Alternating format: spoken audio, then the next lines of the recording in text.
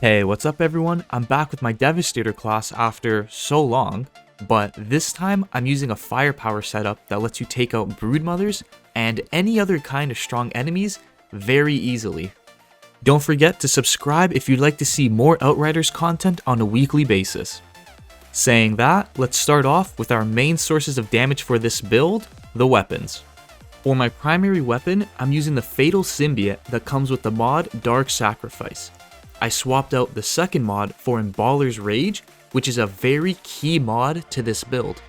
I'll explain the importance to this mod after I talk about our secondary weapon, which is just going to make a lot more sense. The second weapon of choice is any kind of purple rifle with the burst fire variation, with the desired attributes of crit damage, close range damage, and healing received would be better instead of long range damage. The mods I went with are Dark Sacrifice to increase my weapon damage, and the tier 2 mod, Gravedigger's Frenzy, to increase my crit damage by 50% for 5 seconds with a 10-second cooldown. The way you want to use these two weapons to get the most amount of damage out possible is really easy. What you want to do is get a kill while using Fatal Symbiote. It shouldn't be too hard to get a single kill with this weapon because of all the damage modifiers I have on this build. The reason you'll want to get a kill with this weapon is to activate its second mod, Emballer's Rage, which lets you crit every shot after getting a single kill.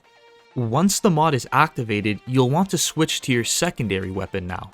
The purple AR is going to do a lot more damage than Fatal Symbiote because of its higher crit damage percent, higher damage, and the tier 2 mod, Gravedigger's Frenzy, which increases my crit damage by 50% for 5 seconds after landing a critical shot, which will be really easy to activate since you'll have Emballer's Rage activated, making every shot crit.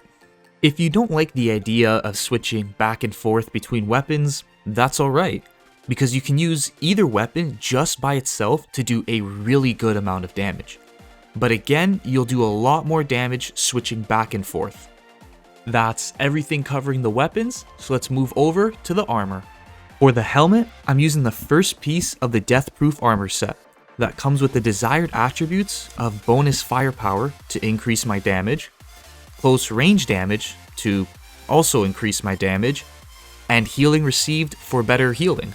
The mod I put on it is Sharp Eye to increase my firepower, and I left the mod Primal Rage that comes with the helmet that lowers the cooldown of Boulder Dash. Primal Rage isn't really needed with how short the cooldown of Boulder Dash is, but it was the better mod out of the original two for the helmet. Next up is a second piece of the Deathproof set, the chest armor, having the exact same desired attributes as the helmet. The mods I went with are Captain Hunter for increased damage to elites, and Primal Armor, which doubles my armor after using the skill Boulder Dash. Primal Armor is going to be really nice to have, not just because it doubles my armor, but also the set active bonus of the Deathproof set, increasing my firepower by 15% of my armor. For the third piece of the Deathproof set to give me the set active bonus is the legs, with the exact same attributes. With the mods, I added Stare into the Barrel to increase my firepower, and left Primal Chain Gun, which increases my weapon damage by 15% for every enemy hit by the skill Boulder Dash for 10 seconds, stacking up to 5 times. Next up are the gloves, with any kind of purple rarity. The attributes you'll want to have on are close range damage, skill life leech, and either cooldown reduction or healing received. As you can see, I wasn't able to get either one, but it does help the build out to have either one of those two desired attributes. The mods I put on it are Mitigation from Death for increased armor and firepower because of the Deathproof set bonus, and Personal Space for increased close range damage. Last up are the boots with bonus firepower, close range damage, and healing received. For the mods, I put Bloodlust to increase my firepower, and the Cycle to increase my weapon damage based on my health regeneration, which is going to be important when I get into the class tree. That's everything for the weapons and armor, so let's move over to the skills now.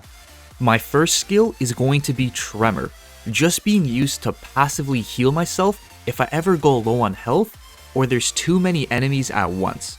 Just something to increase my survivability. The second skill is Golem, being used in the exact same way for when there's too many enemies or you start taking a lot of damage suddenly, just to get yourself out of a sticky situation. What I like to do is have one of those skills active while the other is on cooldown, just constantly swapping them out for each other to better my survivability. The last skill, which is going to be the most important one, is Boulder Dash.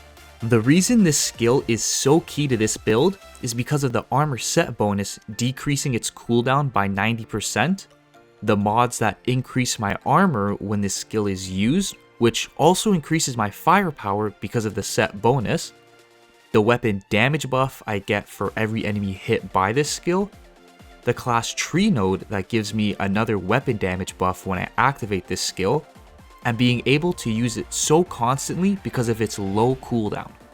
That's everything for the skills, so let's move over to the class tree now. I started off with the middle branch so I could grab some health regeneration to increase my weapon damage because of the mod The Cycle, and another class tree node that increases my weapon damage by another 10% for each health regeneration node unlocked. Afterwards, I went up the class tree to grab all the nodes that would increase my weapon damage and give me weapon life leech. That's everything for today's video. If you enjoyed the video, leave a like. Or if you think there's something I could change or add to this build to make it better, let me know in the comment section down below what you would change or add and why. Thanks for watching, and I'll see you all in the next one.